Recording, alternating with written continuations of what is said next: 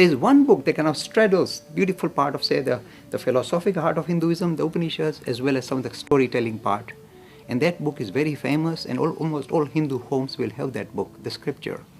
And they'll swear by that scripture, and that is the Bhagavad Gita. Now, what is the Gita all about?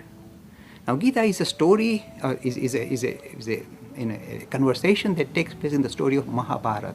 So it's the scripture of lower authority, one of the epics.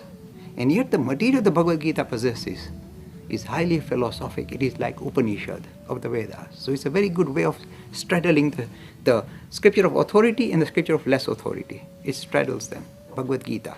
Because Bhagavad Gita, the material it contains is the philosophic Upanishads of the Vedas. And yet it's presented in the story of Mahabharata, in the epic. So here sits this marvelous, if you like, scripture of authority of Hindus called the Bhagavad Gita. Because it, in a way, it synthesizes the teachings of the Upanishads about Atman and Brahman. It also incorporates the idea of a God like a personality.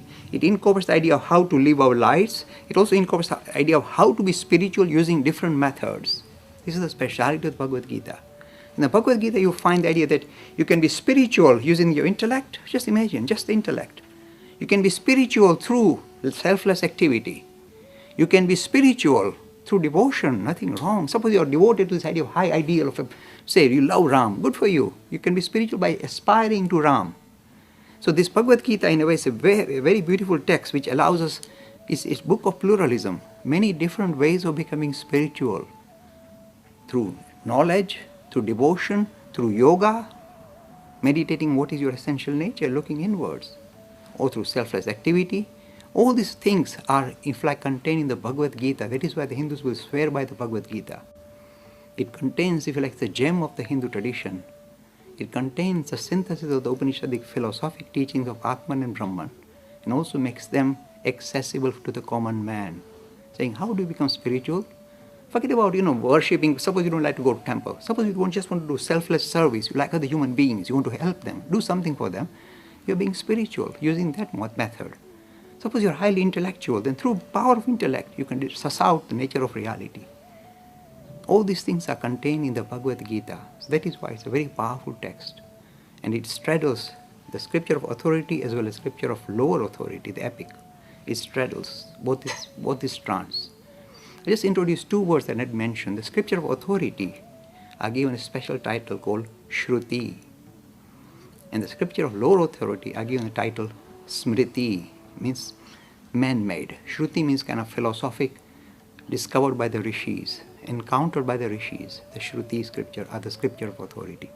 So when I came on the BBC programs, were really firing away to that reporter who's saying, yes, caste system. I said, look, the scripture of authority of Hinduism has never given sanction to a hereditary, hierarchical caste system.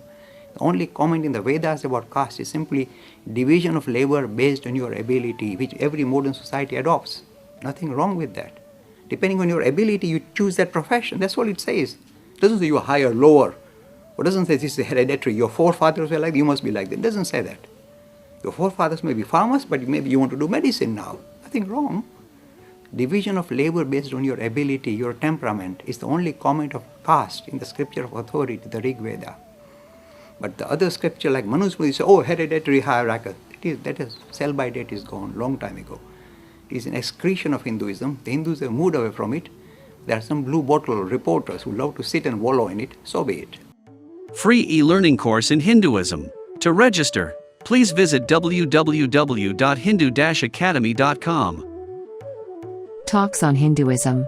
Sponsored by People Care, encouraging caring for the elderly in their own homes. For more information, please visit peoplecare.com.